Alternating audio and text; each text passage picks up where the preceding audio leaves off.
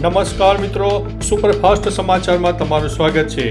અમદાવાદ બાદ હવે વડોદરા આવતી ફ્લાઇટમાં ખામી સર્જાઈ છે। મુસાફરોએ કર્યા છે હનુમાન ચાલીસાના પાઠ। એર ઇન્ડિયાને લાગ્યું ગ્રહણ। વડોદરાથી દિલ્હીની ફ્લાઇટમાં બોમ્બની ધમકીથી ફ્લાઇટને અટકાવી દેવામાં આવી હતી। વડોદરા વાસીઓ માટે એક ચેતવણીના સમાચાર સામે આવી રહ્યા છે। વડોદરા શહેર કોર્પોરેશનને નગરજનોના સ્વાસ્થ્યને ધ્યાનમાં રાખીને શહેરમાંથી વિવિધ જગ્યાએથી ખાદ્ય પદાર્થના નમૂના લીધા। કુલ 21 નમૂનાઓમાંથી મોટાભાગના નમૂનાઓ ફેલ થયા છે, જે શહેરીજનો માટે ચિંતાના સમાચાર કહી શકાય છે। ઘોડી દરબારીને મોજ પરબારી। ભાવનગર પોલીસને દારૂની તલબ ઉપડી। સરકારી બોલેરો લઈને દીવ પહોંચી ગયા છે મિત્રો। વડાપ્રધાન મોદીનું ગાનામાં ભવ્ય સ્વાગત। અપાયું ગાર્ડ ઓફ ઓનર।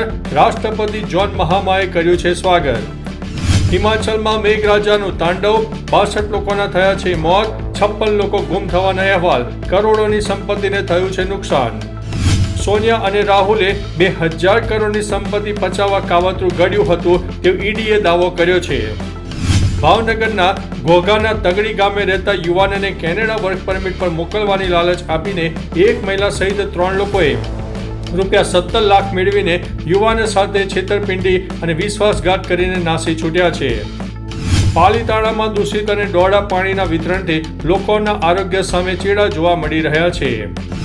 મહાનગરપાલિકામાં ભળ્યાને 6 મહિના થવા છતાં ઉત્તરસંડામાં પ્રાથમિક સુવિધાનો અભાવ જોવા મળી રહ્યો છે।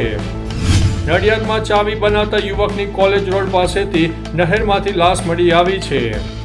જિલ્લામાં અષાઢે શ્રાવણી માહોલ। 8 તાલુકામાં ઝરમરથી 1.5 ઇંચ જેટલો વરસાદ નોંધાઈ ગયો છે। અમદાવાદ વિમાન ક્રેશની ઘટના। બંને એન્જિન ફેલ થયાની શંકા છે। સીન રીક્રિએટ કરવામાં આવ્યો હતો।